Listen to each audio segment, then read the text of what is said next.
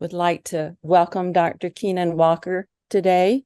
He is currently a tenure track investigator at the NIH National Institute on Aging Laboratory of Behavioral Neuroscience.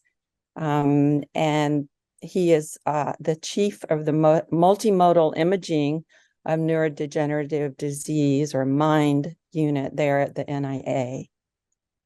So prior to moving to NIA, he was a neuropsychology intern at the UCSD San Diego VA, so is very familiar with this area and also with many of you. From San Diego, he moved to almost a full-time research position as a postdoctoral fellow, addressing age-related cognitive disorders. And this was in the Johns Hopkins Department of Neurology. He joined the neurology faculty there in 2020, and he currently remains on the faculty. Dr.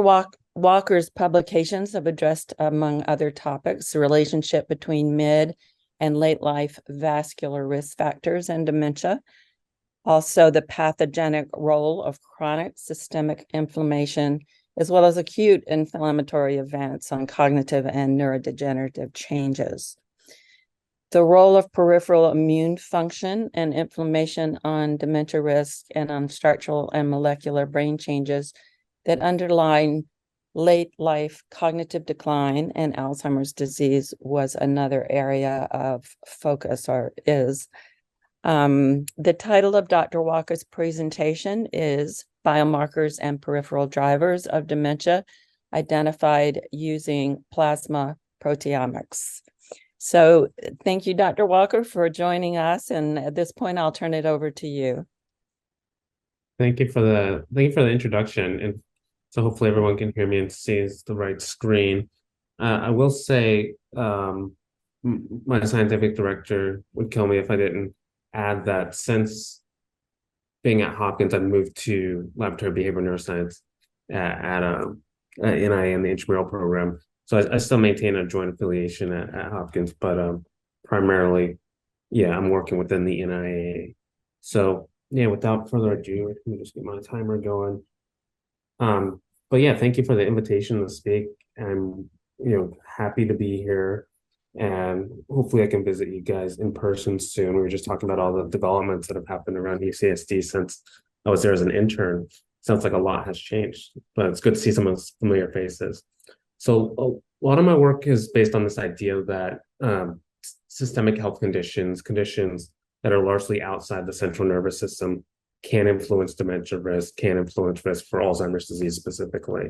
And we know this inherently through largely epidemiological work and translational work, which shows that things like diabetes, hypertension, inflammation, metabolic syndrome, they can influence the risk for dementia and the trajectory.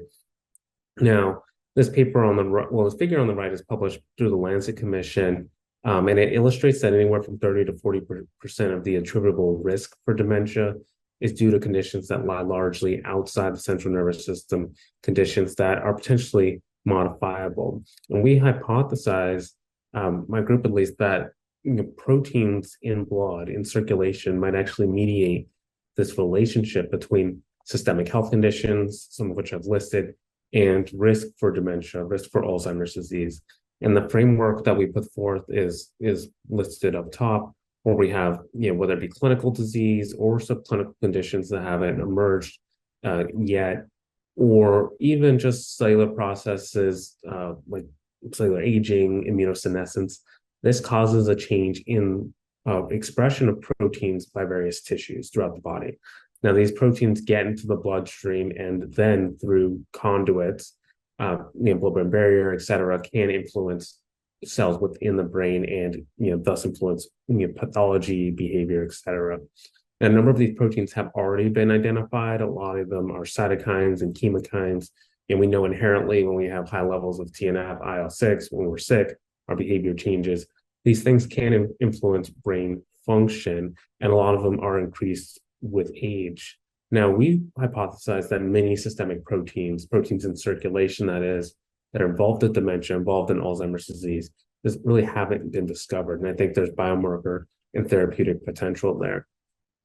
So we have gone after this or tried to answer this question using more recently an untargeted proteomic approach. So we've seen a transition from a targeted, mostly biomarkers of convenience, we have this one protein in the cohort, let's look at it, to the ability to look at, thousands, over 10,000 in the very near future proteins with just a very small amount of blood measured reliably.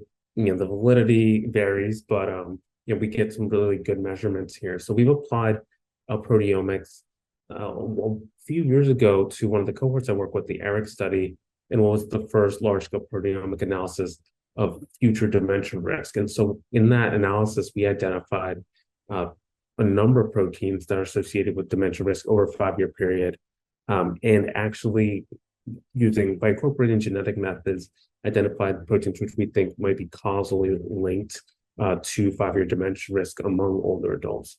And a lot of the work that I'm going to talk about today uses this SomaScan platform, which is one of several different companies that really has democratized proteomics.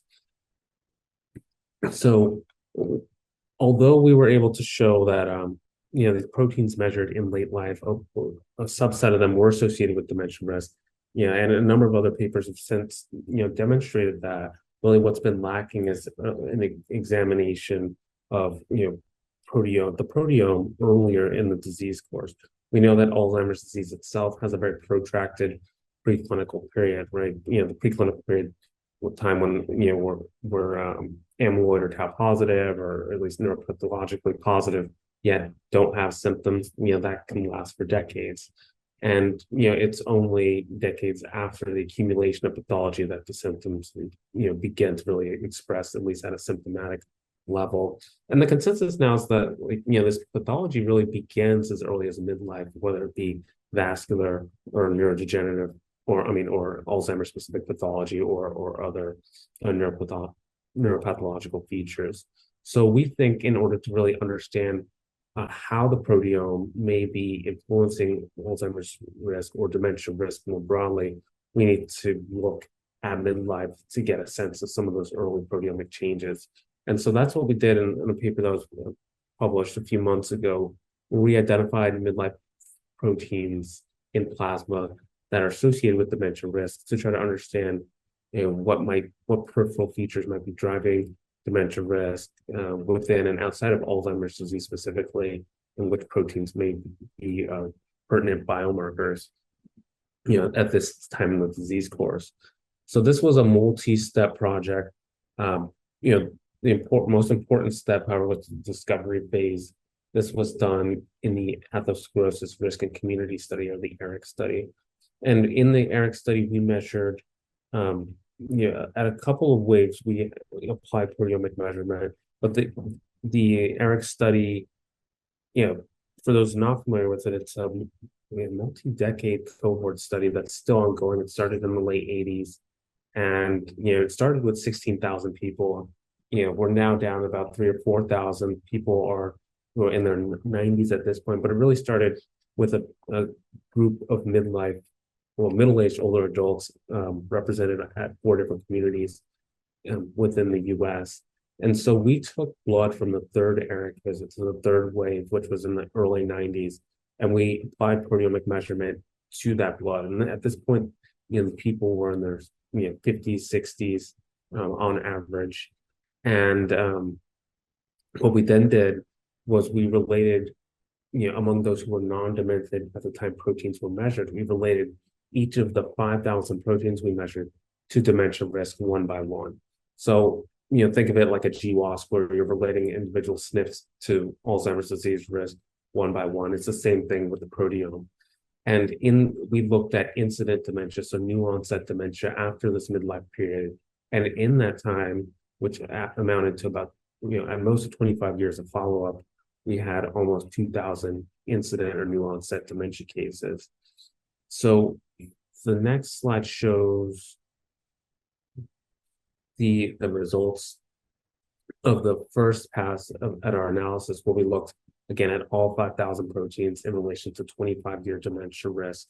And with when we applied adjustment for demographic and cardiovascular risk factors, listed down here, we still found about 26 proteins that were associated with dementia risk over this 25-year period at a Bonferroni corrected threshold. You see up top, at the very top, we see GDF15, and then 25 additional proteins that were also significant in this analysis. What we thought to do next was see if proteins that are associated with dementia risk within a 15-year follow-up period were the same as those associated with dementia risk along the full follow-up time. And in short, we did not see overlap except for with one protein, GDF15, but these others were unique to this analysis, suggesting that there's a unique set of proteins at midlife that are associated with what we're calling near-term dementia risk, or dementia taking place within a 15-year follow-up period. And we then did the opposite, where we looked at proteins at midlife in relation to dementia after 15 years. And again, we saw GD15 come up as a candidate protein, but we saw 5 others that were actually represented in the primary analysis. And so, but we know now that for this subset of 6 proteins, that they are particularly relevant very early on, 15 years or more before dementia onset. And so when we pull everything together, we have 32 midlife dementia-associated proteins. And this set of near-term dementia-associated proteins is quite distinct from the rest.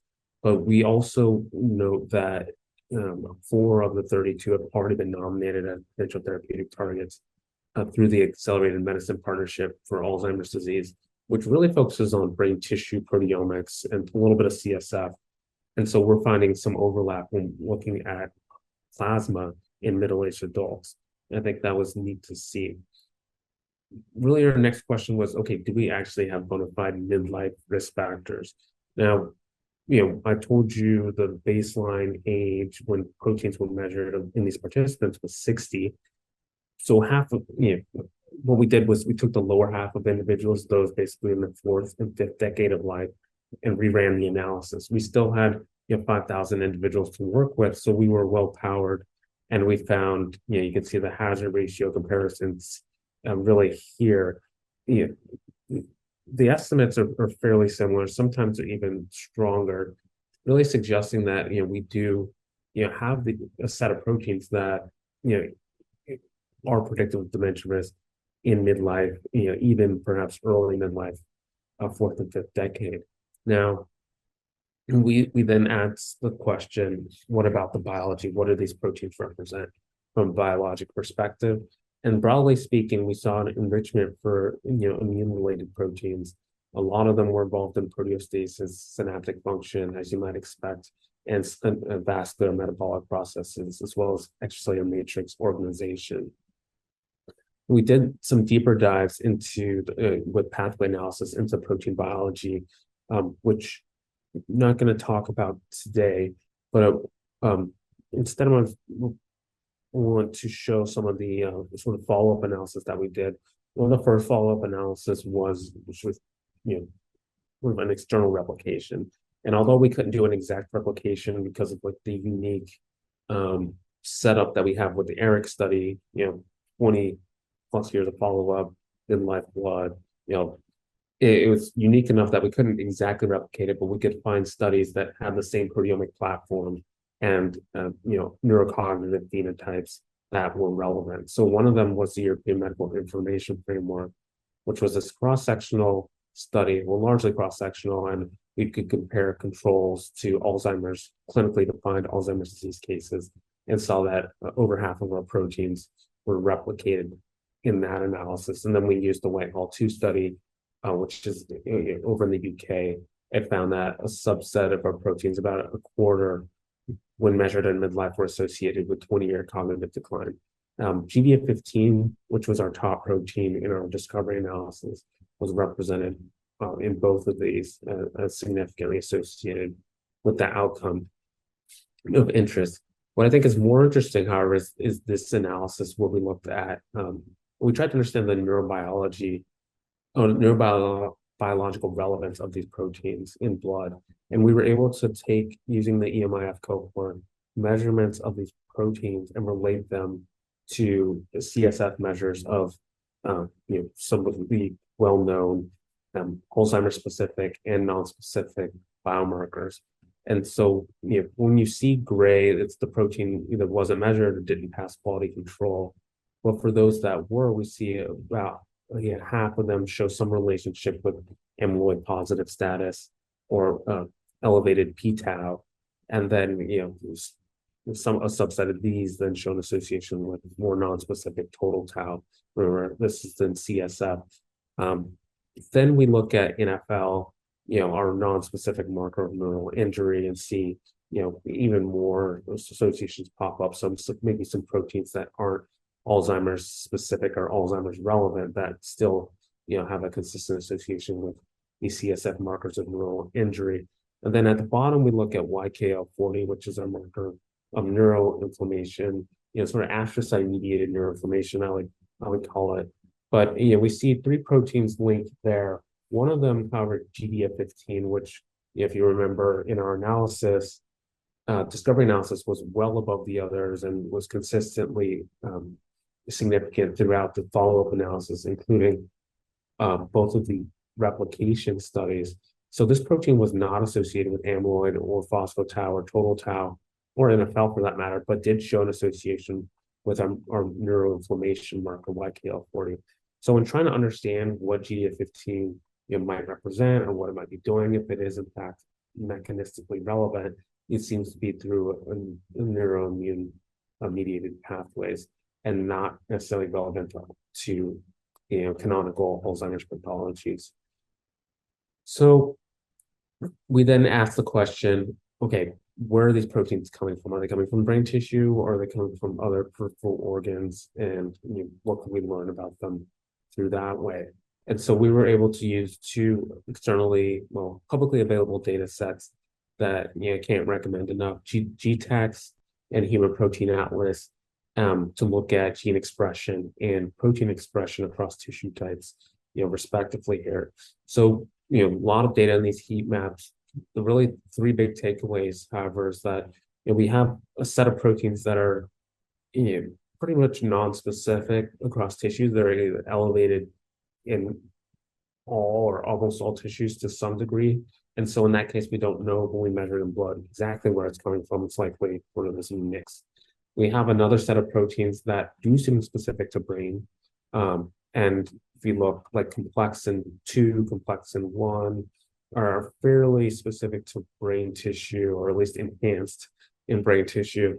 And so, with those, we think, okay, when we see it in blood, we can say, there's a good chance that we're seeing mostly mostly brain or CNS relevant levels of this protein, and which makes it a good biomarker. Then we have another set of proteins that doesn't seem to be expressed in brain at all, or at least at measurable levels.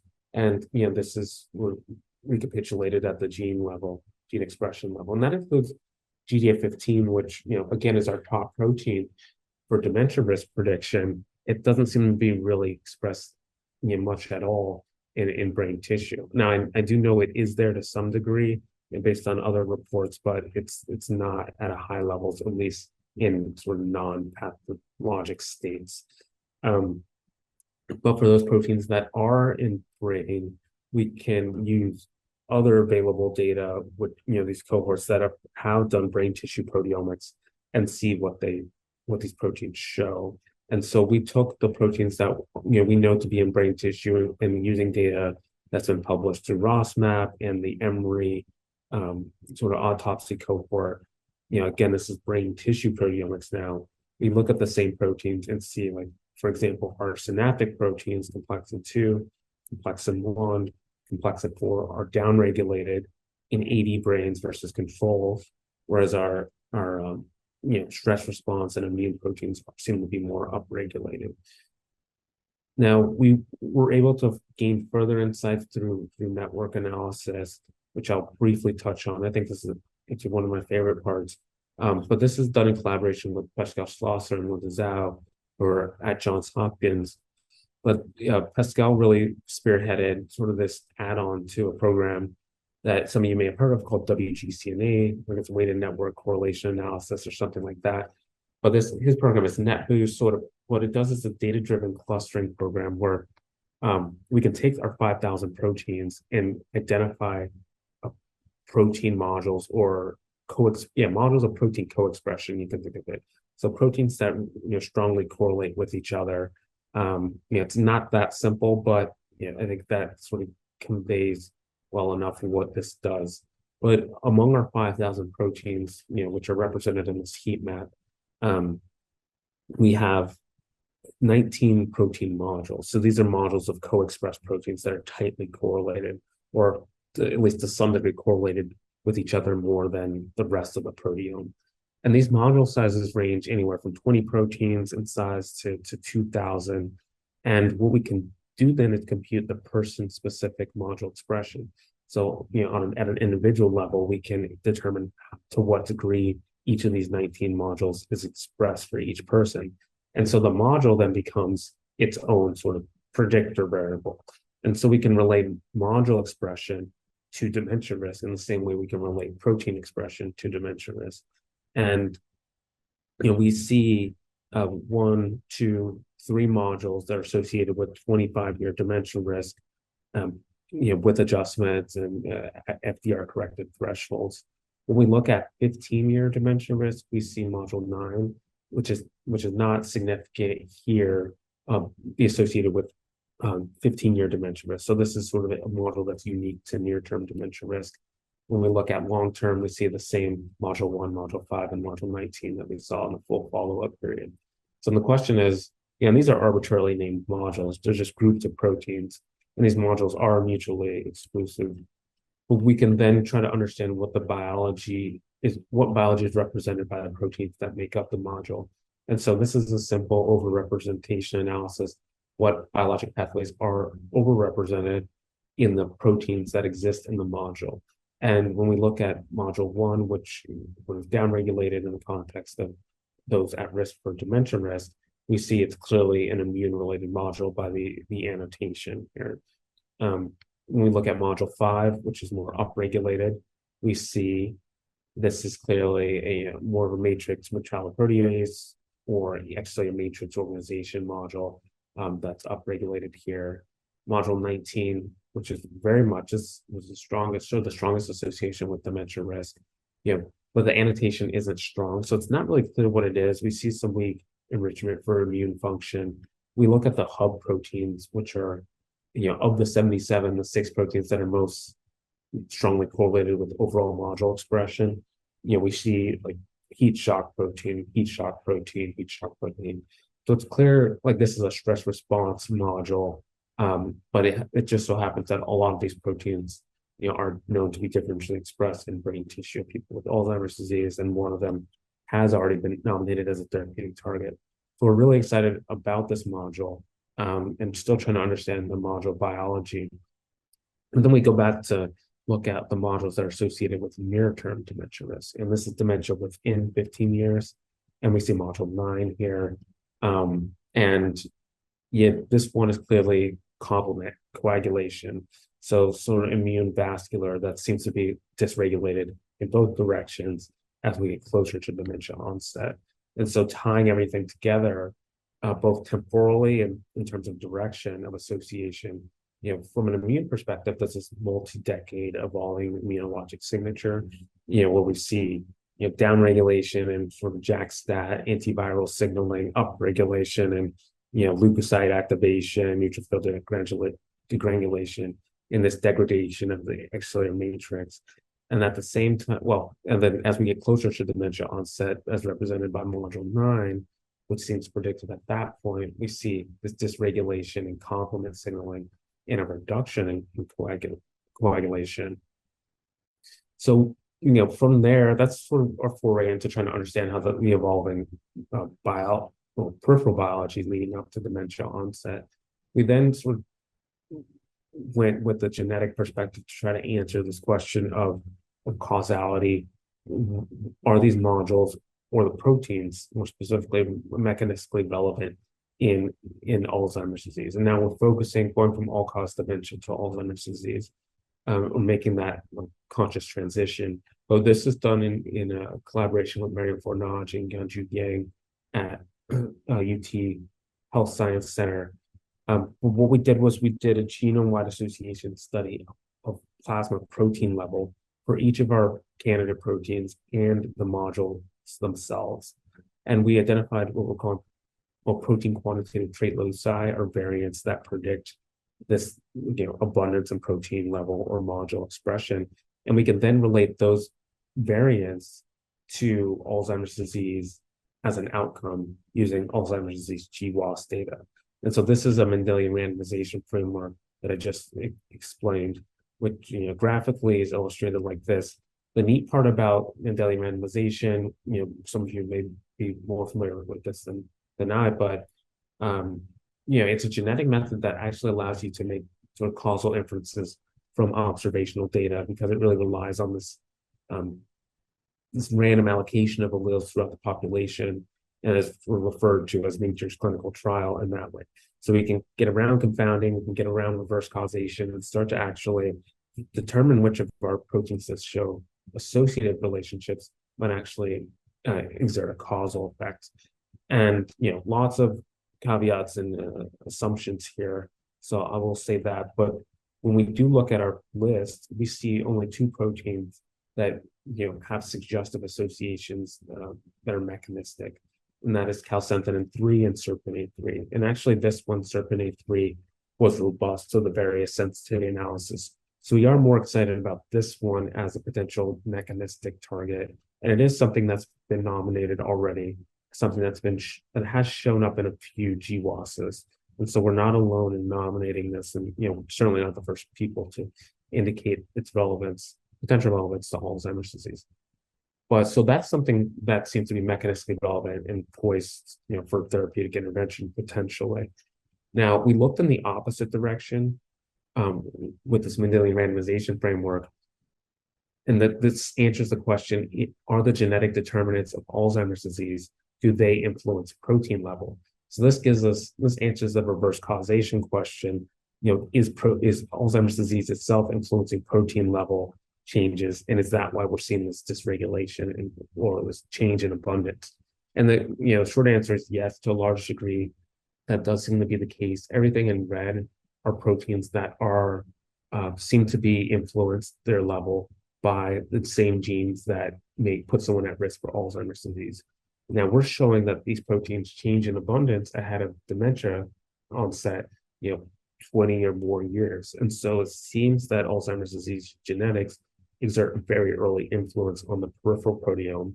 And, the pessimist would say, okay, this is just a bunch of reverse causation. But, the optimist could say, okay, well, we also have a bunch of genetically validated biomarkers now in the periphery that, aren't necessarily specific to Alzheimer's disease, but, seem to be genetically related to Alzheimer's disease and perhaps other adverse neurocognitive outcomes. So when we tie it all together, we can say we have this set of biomarkers, many of which have been validated, in external cohorts with us in this study, but they're midlife biomarkers that represent distinct areas of Alzheimer's and dementia pathophysiology that go beyond amyloid and tau. So we identified a number of proteins relevant for proteostasis, immune function, a synaptic function, in ECM and vascular function as well, with the varying levels of evidence. But everything nominated here has at least a good level of additional evidence beyond our coming up in our discovery analysis.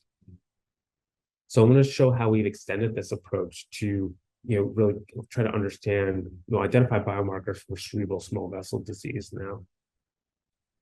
Many of you or everyone perhaps familiar with small vessel disease or cerebral small vessel disease. I think of it as an MRI-defined phenotype that includes things like wet matter hyperintensities, lacunar infarcts, and cerebral microhemorrhages. And it doesn't necessarily have an immediate clinical correlate, but they have been strongly associated with clinically relevant outcomes or in aggregate, or when we look chronically, including cognitive decline, They've been causally linked to Alzheimer's disease and, of course, vascular dementia. And they also relate to these other outcomes listed as well. Right now, there's no widely accepted fluid biomarker in blood for cerebral small vessel disease. Really, the only way you can determine if someone has it is through brain imaging. And so we thought we'd use the same approaches we use for dementia risk to see if we can identify novel plasma biomarkers for cerebral small vessel disease, and in doing so, better understand which aspects of peripheral biology might actually be drivers of small vessel disease itself. And so this is a analysis that was led by Gabriela Gomez, who's in my group, now a fourth-year med student at Johns Hopkins. But she is, what she did was she did a similar proteome-wide analysis, now looking at older adults, 75, 76-year-olds in the ADRC study, and relating proteins one by one to a number of small vessel disease phenotypes, those that I listed. And this is a subset of people with MRIs, but still a big cohort, about 1,500 people. And we looked at white matter hyperintensities, lacunar infarcts, and cerebral microhemorrhages, and really found most of our findings with respect to white matter hyperintensities. And so we dove into that a little bit further. And so all in all, when we adjust for confounders and we use FDR corrected threshold for statistical significance, we've identified 13 proteins associated with white matter hyperintensity volume. And these people who are mostly cognitively normal, but there's some MCI and dementia peppered in. And of these 13 proteins, we were able to validate, I think, 8 or 9 out of 13 of them in at least one outside cohort. So we used cardiovascular health study, we used the BLSA, which is an NIA cohort, and then we used a Generation Scotland study. And a number of these proteins validated in multiple outside studies and were associated with a sort of parallel or related phenotype, which is worsening white matter grade. So think of like this as longitudinal decline in white matter integrity. So we're excited about these 13 proteins, and we were able to meta-analyze them. And it showed, this made it clear that in aggregate, all 13 showed statistical significance when we brought 3 studies together. So we go back to trying to understand where these proteins come from, and we look at brain specific. This is a human protein atlas again, but when we look at brain expression, we find that there's 2 proteins, OMG, which is oligodendrocyte myelin glycoprotein, and neuropentraxin receptor, which seem to be specific or fairly specific to brain tissue. And so it's like, okay, these would make really nice biomarkers. When we find them in plasma, we can be fairly certain that they're coming from the CNS. We can look at what cell type they're expressed by. Again, another sort of tool that's publicly available. We can search OMG and see that, it is primarily expressed by oligodendrocytes, which makes sense if we think of these as white matter disease biomarkers, but it's also expressed by astrocytes at a high level, and neuropentraxin receptor expressed primarily by neurons, as from the name implies. So we kind of get a sense, okay, they're coming from brain, they're coming from these cell types most likely. What happens when we look at them in brain tissue? Are they related to relevant phenotypes there? And for these 2 proteins and for several others, we see that their levels are related to intracranial, cerebral athero. And this is, again, their levels in brain tissue, and their levels in brain tissue also seem related to antemortem cognitive trajectory. So we're really excited about these 2 proteins, given, validation across multiple cohorts. They're coming from the brain, they're coming from the right cell types, and they're associated in brain tissue with cerebral athero, which we think is a driver to some degree of white matter lesions. Okay, so we go back to network analysis now of the same 5,000 proteins, but measured about 20 years later in a smaller subset of individuals. Rather than 19 modules, we identified 15. We find that 7 of these modules are associated with at least one white matter, one cerebral small vessel disease phenotype. We see this module 9 here, which is clearly very specifically associated with white matter lesions, white matter hyperintensity volume. and module 10, which is non-specific, but clearly sort of pan cerebral vascular disease related. We investigated the biology of these models, but it really wasn't clear with our enrichment analysis what biology was represented there. But we then applied both our proteins and our modules in this Mendelian randomization framework to see, we have biomarkers, is anything causal? And module 3, which was sort of weakly associated with white matter lesions, appeared to be causally linked, in this, what's called suggestive, but the suggestive causal association with white matter lesions in this Mendelian randomization framework. And so then we go back and say, okay, what is module 3 biologically? So we same sort of enrichment analysis. It's made up of 78 proteins. And, it's clear that it's a complement signaling module when we look at the enrichment, C5, C3 pathways. So sort of the complement-mediated immune activation in the periphery seems to be causally linked to white matter lesion volume in this MR framework. And so we're excited about that finding in terms of understanding mechanistic biological drivers. Going back to biomarkers, we wanted to know if our 13 proteins were associated with clinically relevant outcomes. They're associated with white matter lesions, clearly, but how do they relate to dementia risk or cognitive decline? And we showed that these proteins, at least more than half of them, are associated with future dementia risk in our analysis. And what was interesting, though, when we looked at each of these proteins, the genes that they are expressed, the genes that express these proteins, and whether or not those genes have been implicated in other phenotypes, those genes that are especially associated with dementia risk had come up again and again as sort of risk genes or determinants of cholesterol or lipid levels. So it's kind of an interesting observation that we're still trying to wrap our heads around. But all in all, when we look at this analysis, I think the biggest takeaway is we have two really good candidate biomarkers that give us a sense of an individual's propensity for white matter lesion volume. So it could be used for stratification or to identify people who should undergo MRI scans to get a sense of if they are sort of have more white matter lesions and more cerebral vascular disease and what might be expected for their age. But these proteins were both associated with a number of phenotypes, including white matter lesions across multiple cohorts. Even when you looked at white matter lesions in late life, what these proteins measured in midlife, that association was maintained, which was pretty impressive.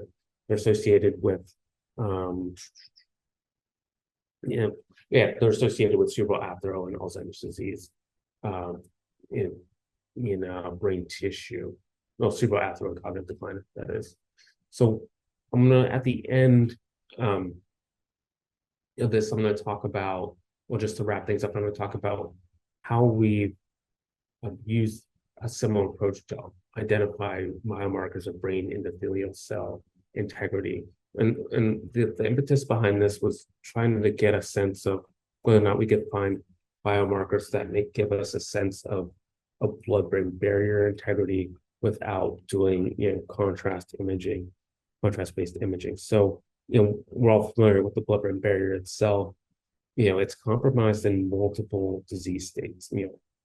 Almost most of the CNS diseases that I can think of, BBB integrity or dysfunction BBB integrity is compromised. And so we thought it would be neat to get a sense of BBB dysfunction based on a readout in the blood. And so we went after the brain endothelial cells as sort of the phenotype that we wanted to try to capture with the proteome. And this is an analysis that was led by Jennifer Cordon, post-bac, and Michael Duggan, postdoc in my lab. And this was recently published in Stroke. But they used a multi-method approach, which ranged from clinical to translational to identify a set of biomarkers that can be examine in plasma and give a readout of brain endothelial cell integrity and potentially even BBB integrity. So to do this, we partnered with Anantu Pucho, who was a post-bac at NIA and Demetrios Kapagiannis' lab. He developed this program using the Human Protein Atlas to identify proteins that were expressed at a level to identify which tissues, whether or not a protein was enriched for a certain tissue. And so what I mean by that is if a protein, I think actually we're working on the gene level here. So yeah, if a transcript was expressed 3 standard deviations higher in a certain tissue than the mean of all the other tissue types combined, then it was categorized as enriched for that tissue. So we looked at 7,000 proteins that were measured using the SomaScan platform that we applied to the Baltimore longitudinal study of aging, and identified transcripts linked to each of them, and found 48 of the 7,000 transcripts seemed to be specifically expressed in endothelial cells. And a lot of the ones that were upregulated in endothelial cells, you can see here, were also upregulated in adipocytes and hepatic stellate cells. So not completely specific, but this is the best we could do. So we have this 40 or so proteins that seem to be at least enhanced in in endothelial cells. The next question is, are they enhanced in brain endothelial cells? The endothelium sort of occurs throughout the body, but we wanted to identify things that are only dysregulated in the context of brain endothelial cell breakdown. So we looked at the single cell RNA-seq data that's been published both for rodents and humans, and tried to identify if any gene individual transcripts have been identified as being specific to BECs, brain endothelial cells. And we looked at the overlap between those BEC transcripts and the transcripts that we have identified in the Human Protein Atlas as being endothelial cell specific, for which we have protein measurements. So I know it's a little tough to follow, but what we're really doing is trying to narrow, taking our set of 7,000 proteins, identifying transcripts associated with each, identifying which of those transcripts are endothelial cell specific, within that, identifying which are brain endothelial cell specific, and that gave us a set of 28, starting from 7,000 plus. So we took these 28 transcripts for which we had protein measurement for using the SomaScan platform. Now we're going back to the protein level, and we measured those proteins. Well, we took those protein measurements and related them to white matter lesion volume. So in addition to identifying proteins that were specific to brain endothelial cells, we wanted to identify brain endothelial cells proteins that were clinically and pathologically relevant. So we took the subset that actually mapped onto white matter lesion volume. And here we found 5 that were significant or sort of on the cusp. Now those are labeled here. So we took those 5 proteins and we took a subset of them that were represented across SomaLogic platforms because we wanted this to be a generalizable tool. And so on a previous platform, 3 of the 5 were available. So we took those 3, put them into a composite score, generated a composite score that we sort of suggest is an indicator of brain endothelial cell integrity. Now we took that composite score using the simple sort of linear combination of protein level and with various beta weights based on regression analysis. We generated that composite score and asked how well does it map onto white matter lesion volume in the BLSA, and we see we can predict about 11% of variation. So it wasn't necessarily trained on white matter lesion volume. It was trained more so on BEC cell type specificity. But even with that, we see that a good chunk of variation in white matter lesion volume is predicted by these 3 proteins. And if we put people in the quartiles based on brain endothelial cell integrity from a proteomic perspective, we can see that as you get a higher quartile, you have more white matter lesion volume. So we wanted to validate this externally, and so we went from the BLSA cohort to the ERIC cohort, and this is why we looked at this subset of 3 proteins. Only 3 of the 5 proteins were measured in ERIC, and we saw 2 of the 3, CDH5 and RSPO3, replicated for white matter hyperintensities. And we looked at our composite score, which is made up of our 3 proteins, replicated as well. So a strong association with white matter lesion volume. And then we saw that RSPO3 and the composite score were also associated with cerebral microhemorrhages. So, another cerebral small vessel disease component that we think these proteins may help us predict. So then finally, we wanted to know, are these clinically relevant? Like, we've shown their association with white matter lesions and other indicators of cerebral small vessel disease. Do they predict dementia risk in the long term? And we found that CDH5 and RSPO3 did to some degree, and then the composite score was an even stronger predictor of dementia risk.